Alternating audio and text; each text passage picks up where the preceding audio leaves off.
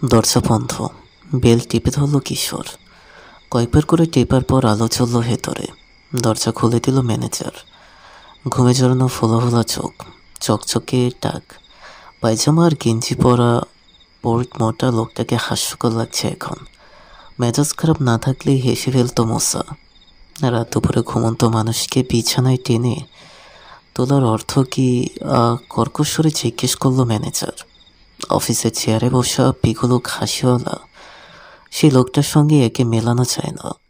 যেই মনে করেছে ওরা কটেজ ছেড়ে দিচ্ছে, ওদের সঙ্গে ব্যবসা শেষ, অমনি বদলে গেছে আচরণ। মোটেল ছেড়ে চলে যাওয়ার ইচ্ছে হলে সকাল পর্যন্ত অপেক্ষা করতে হবে। এখন কিছু করতে পারবো না। আর কিছু না পারলে আমার কিছু প্রশ্নের জবাব আপনাকে দিতেই হবে। কিশোরের সমান্তে যে বলল আমাকে দুনিয়া ছেড়ে চলে যাওয়ার ব্যবস্থা করা হয়েছিল। থমকে গেল ম্যানেজার। দীর্ঘ একটা মুহূর্ত কিশোরের দিকে তাকিয়ে থেকে মাথা নেড়ে ইঙ্গিত করলো ঘরে ঢোকার জন্য। সব শোনার পর বলল, ছেলেগুলোকে চিনতে পেরেছে। আর্লিংটন কলেজে পড়ে, এই এলাকারই ছেলে। খুব পচি, মারামারি, দলাদলি এ সুরব করে বেড়ায়। মনে হয় নতুন মুখ দেখে তোমাদের সঙ্গে একটু মজা করতে চেয়েছিল ওরা। ম্যানেজার বলল, মনে করো ওদের বের করব। এবার কচকচ করতে লাগলো মোসা। পুলিশকে খবর দিতে যাচ্ছি আমরা। কিশোর কাল নাম কি ওদের? কোথায় থাকে? শুভ্রের নাম জানে না ম্যানেজার। 2-3 জনের জানে। ওদের নাম আর ঠিকানা একটা কাগজে লিখে দিল। পুলিশের কাছে যাওয়ার আগে একটা বাড়িতে টু মেরে যাওয়ার সিদ্ধান্ত নিল কিশোর। মোসাকে বলল সেদিকে যেতে। নীরব রাতে বিকট শব্দ তুলে ছুটল চিলপি। পূর্ব আকাশে অন্ধকার কাটতে শুরু করেছে। ভোর হতে দেরি নেই। বাড়ির সামনে এসে আগের মতোই গাড়িতে বসে রইল মোসা। রবিন আর কিশোর নেমে গেল। কলিং বেলের বোতাম টিপল কিশোর। সারা না পেয়ে দরজায় থাবা মারতে লাগলো রবিন। অবশেষে দরজা খুলে দিল পায়জামা পরা একটা ছেলে। খালি পা, ঘুমজড়িত কণ্ঠে বলল, মাঝরাতে তো ডাকাডাকি কিশোর? আমরা তো আর পালিয়ে যাচ্ছি না বলে দরজা লাগিয়ে দিতে গেল। চট করে একটা পা ঢুকিয়ে দিয়ে আটকালো কিশোর। মজা করতে আসিনি আমরা।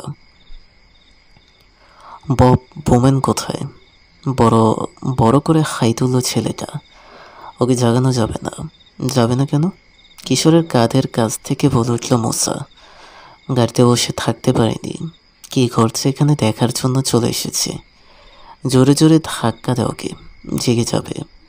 কিন্তু তোমরা বুঝতে পারছো না, ও আমাদের প্রেসিডেন্ট। কিশোরকে সরিয়ে তার জায়গায় চলে এলো মোসা। আমেরিকার প্রেসিডেন্ট নাকি ও? যাও, জলদি গিয়ে উঠতে বলো, নাকি থানায় যাওয়ার ইচ্ছে হয়েছে। ভেতরে চলে গেল ছেলেটা। উত্তেজিত কথার ধমক শোনা গেল। বেরিয়ে এলো গাট্টা গোট্টা আরেকটা ছেলে। পরনে লাল সাদা স্ট্রাইপের পায়জামা। 3 গোয়েন্দার ওপর চোখ পড়তেই থমকে গেল। দু চোখে বিস্ময়। তোমরা? ওকে, কথা শেষ করতে দিল না মোসা।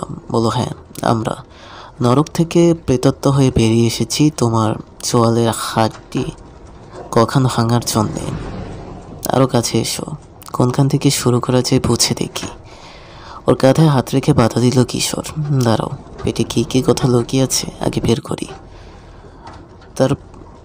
তার প্রতিমাকে একটা চান্স দেওয়া যাবে।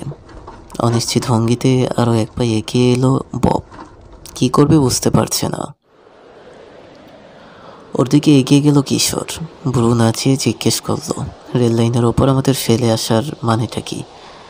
মোটেলে আমাদের ঘর থেকে তাড়ানোর ব্যবস্থা করেছে কেন? এমন ভঙ্গি করছো তোমরা যেন আমি তোমাদের শত্রু। ছেলেটা বলতো, একটু পর করতে চেয়েছিলাম যে যাচাই করে নেয়া, আর কিছু তো না। এত রাগের কি হলো? রেল লাইনের ওপর ফেলে এসেছে মরার জন্য, আর বলছে যে যাচাই। মানেটা কি এসবের? মারার জন্য ফেলে আসিনি। বব বলল, যেটাতে রেখে এসেছিলাম ওটা বাতিল লাইন, ট্রেন চলাচল করে না। তারপরেও আড়াল থেকে নজর রেখেছিলাম, বাইচান্স যদি কোনো বিপদ ঘটে যায় সাহায্য করার জন্যে। দেখলাম তোমরা নিজেরাই নিজেদের জন্য যথেষ্ট, সাহায্যের কোনো প্রয়োজন নেই। তোমরা আর্লিংটনে ভর্তি হতে এসেছো, তাই না? না, জবাব দিল রবিন। আমাদের কি পরখ করছিলে? আবার প্রশ্ন করল কিশোর। কার হুকুমে? প্রশ্নটা দ্বিধায় ফেলে দিল পপকে। পেছনে পায়ের শব্দ শোনা গেল। ফিরে তাকালো সে। এই অসময়ে কার সঙ্গে কথা বলছে দেখার জন্যে। আরও কয়েকটা ছেলে নেমে আসছে দোতলা থেকে। কিশোরের দিকে ফিরল পপ। এর জবাব তোমাকে দিতে পারবো না আমি। যদি কথা দিই মুখ খুলবো না, কাউকে বলবো না ওর কথা। কিশোরের প্রশ্ন এড়িয়ে গিয়ে পপ বলল, আমরা ভেবেছি তোমরা লায়ন কাপসে যোগ দিতে এসেছো। কসম। লায়ন কাপসটা কি? আমাদের তরুণদের একটা সংগঠন। তোমাদের পরীক্ষা নিতে চেয়েছিলাম। আমরা ভেবেছি তোমরা আর্লিংটনে ভর্তি হবে, তাই আগে থাকতেই আমাদের দলে টানতে চেয়েছি। দীর্ঘ একটা মুহূর্ত ববের দিকে তাকিয়ে রইল কিশোর। ওর মনে হলো সত্যি কথাই বলছে ছেলেটা। মুসার দিকে তাকিয়ে বলল, তোমার হাতের সুখ মেটাতে পারলে না মুসা, অন্য সময় দেখা যাবে। চলো এখন যাই। সারা রাত ঘুমায়নি, তার উপর নানা উদ্বেগ, উৎকণ্ঠা আর পরিশ্রম। ঘুম ভেঙে আসতে চাইছে চোখ। তবু মোটেলে ঘুমোতে যাওয়ার ইচ্ছায় রাগের খানিকটা তদন্ত সেরে যাওয়ার সিদ্ধান্ত নিল কিশোর। বাইরে সে সঙ্গীদের বলল, ঠিক ঘুম থেকে ওঠার আগেই ক্যানারের ঘরটা আরেকবার দেখব, চলো। হাত ঘুরে দেখল রবিন। 6টা বাজে। এত সকালে নিশ্চয়ই ঘুম থেকে ওঠেনি ঠিক। মাথা ঝাঁকিয়ে বলল, চলো। গ্যানারের কোয়ার্টারের দিকে রওনা হলো ওরা। পথে কয়েকটা দুধের গাড়ি আর কয়েকটা খবরের কাগজের হকারকে ছাড়ার কাউকে দেখতে পেল না। এত ভোরে অন্য কেউ নেই রাস্তায়। কলেজের কোয়ার্টারগুলোতে প্রাণের সাড়া নেই, ঘুমন্ত। কোয়ার্টারের সামনে এসে আগের মতোই গাড়ি থামিয়ে অপেক্ষা করতে লাগলো মুসা। কিশোর আর রবিন নেমে গেল। সোজা গ্যানারের দরজার সামনে এসে দাঁড়ালো কিশোর। পকেট থেকে মাস্টার কি বের করে তালা খুলতে একটা মিনিটও লাগলো না তার। রবিনকে নিয়ে ভেতরে ঢুকেই দরজা লাগিয়ে দিল। ঠিক যে পাশে থাকে সে পাশে দেয়ালে কান ঠেকিয়ে শুনল নীরব। এখনও স্বপ্নের জগতেই আছে। ফিসফিস করে রবিনকে বলল সে, কি দেখতে এসেছ? জানি না, এসো খুঁজি। বাতি জ্বলতে হলো না। সামনে দুটো জানালা দিয়ে দিনের আলো ঢুকছে। এখনও অস্পষ্ট, তবে ঘরের জিনিসপত্র সব দেখা যায়। রবিনকে আসবাবপত্রগুলো পরীক্ষা করতে বলে নিচের ডেস্কে রাখা নোট আর বইগুলো দেখতে এগুলো কিশোর। অনেক খোঁজাখুঁজি করেও নতুন কিছু পেল না ওরা। গ্যানারের কি হয়েছে বা কোথায় গেছে এ ব্যাপারে সামান্যতম সূক্ষ্ম পাওয়া গেল না। সামান্যতম সূত্র পাওয়া গেল না। পুলিশ এত করে খুঁজে যাওয়ার পর আর কিছু পাওয়ার কথাও না। হাল ছেড়ে দিয়ে বলল রবিন, আসলে কি খুঁজছো তুমি কিশোর? জবাব না দিয়ে একটা প্রশ্নপত্রের দিকে তাকিয়ে রইল কিশোর। ঘন ঘন চিমটি কাটছে নিচে ঠোঁটে। গভীর মনোযোগ, কি যেন বোঝার চেষ্টা করছে। ধীরে ধীরে উজ্জ্বল হয়ে উঠল ওর চেহারা। এগিয়ে গেল রবিন। কিছু পেয়েছে মনে হচ্ছে। দেখো এটা। উত্তেজনায় গলা কেঁপে উঠল কিশোরের। ওর কাঁধের ওপর দিয়ে তাকালো রবিন। কই, কি আছে এতে? কয়েকটা প্রশ্ন ছাড়া আর তো কিছুই দেখছি না। হ্যাঁ, এই প্রশ্নগুলোর মধ্যেই রয়েছে একটা জরুরি সূত্র, কিশোর বলল। আর কিছুই দেখছি না। প্রথম প্রশ্নটা দেখো। দেখলাম রাশিয়ার বর্তমান রাজনৈতিক অবস্থা নিয়ে বিন্দুমাত্র মাথা ব্যথা নেই আমারও না। পরের প্রশ্নটা দেখো। আফ্রিকায় কি ঘটছে তাতেই বা আমার কি? আমারও না। নাটকীয় ভঙ্গিতে বলল কিশোর। রবিন বুঝতে পারছে না দেখে মজা পাচ্ছে সে। দেখো কিশোর, অবৈধ হয়ে বলল রবিন। দেখো কিশোর, অধৈর্য হয়ে বলল রবিন। দোহাই তোমার, যা বুঝেছ বলে ফেলো, না বোঝালে বুঝবো না। মোট কটা প্রশ্ন আছে? 10টা। প্রতিটি প্রশ্নের প্রথম অক্ষর নিয়ে পরপর সাজাও কি হয়। দ্রুত উপর থেকে নিচে চলে গেল রবিনের চোখ। অক্ষরগুলো সাজালে হয়। শীষ দিয়ে উঠল সে। শিবব্রিজ, কোনো শহরের নাম। হ্যাঁ, কিশোর বলল। বেশ চালাকি করে সূত্র রেখে গেছে গ্যানার। আমার ধারণা পুলিশ এটা বের করতে পারেনি। সম্ভবত গ্যামারের নিরুদ্দেশের ব্যাপারে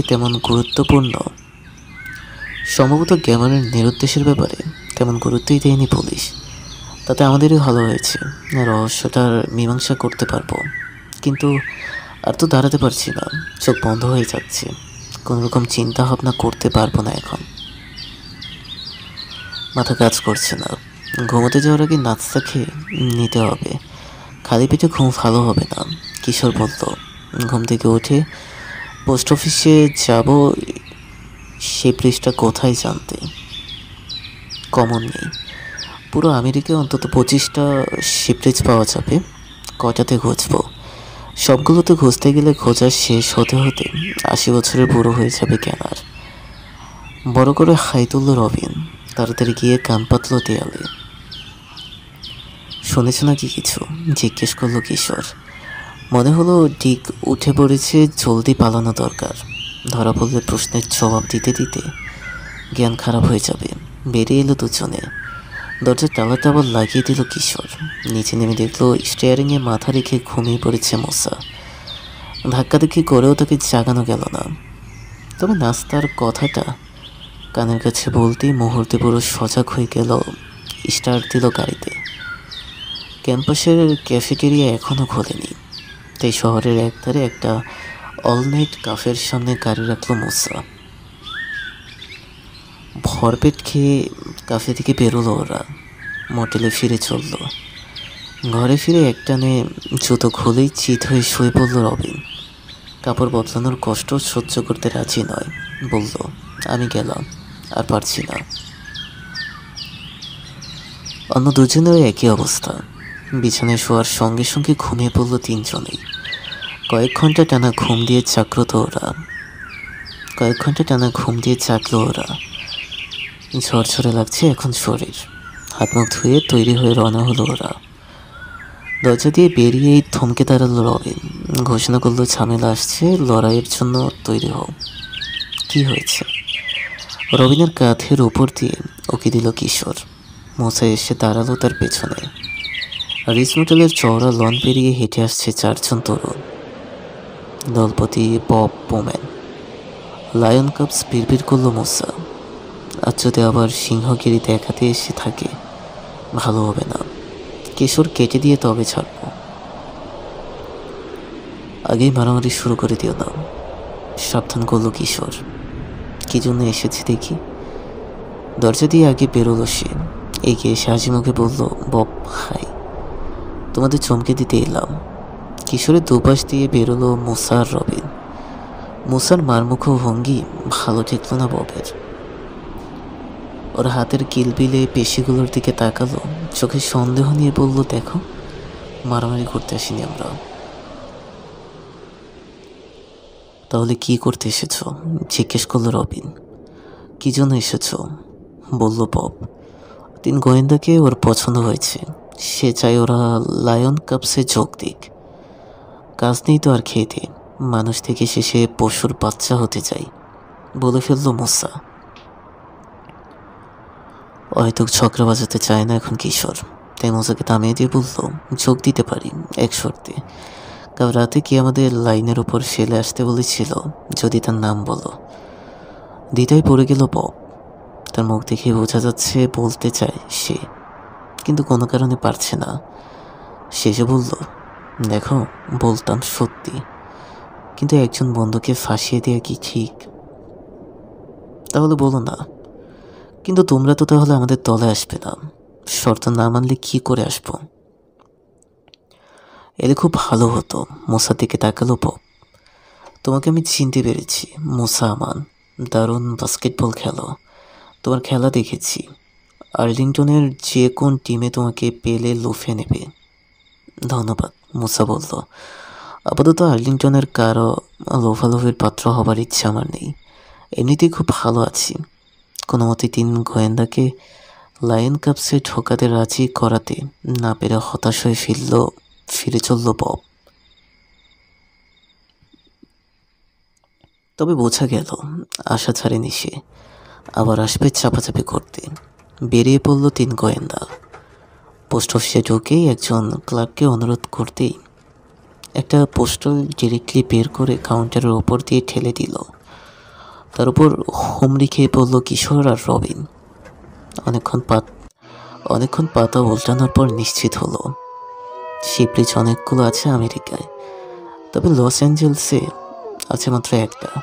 কাজ সহজ হয়ে যাওয়ায় খুশি হলো ওরা। ডিরেক্টরিটা ক্লার্ককে ফেরত দিয়ে তাকে ধন্যবাদ জানিয়ে পোস্ট অফিস থেকে বেরিয়ে এলো। মুসা জিজ্ঞেস করলো, এবার কোথায়? জবাব দিল কিশোর, অবশ্যই শিপরিচিতে। তবে তার আগে ক্যাম্পাসে যাও। ডিন আর মেরিন ডিকের কাছ থেকে বিদায় নিতে হবে। তার কোনো প্রয়োজন আছে? আছে। আগেরবারের মতোই শীতলভাবে ওদেরকে গ্রহণ করলো ডিন ফলেট। ওরা চলে যাচ্ছে শুনে জানতে চাইলেন কোথায় যাচ্ছে। জানালো কিশোর। কোনো ভাবান্তর হলো না তার। জ্ঞানারকে খোঁজার জন্য ওদের একটা শীতল ধন্যবাদ জানিয়ে আবার কাজে মন দিলেন। বেরিয়ে এলো ওরা। ডিকের সঙ্গে দেখা করতে চলল। ঘরেই পাওয়া গেল তাকে। কিশোর বলল, আমরা চলে যাচ্ছি, এখানে আমাদের কাজ শেষ। হাত মেলাতে মেলাতে রবিন বলল, আপনার সাহায্যের জন্য অনেক ধন্যবাদ। দুঃখ একটাই, বলল কিশোর, আপনার বন্ধুকে খুঁজে বের করতে পারলাম না।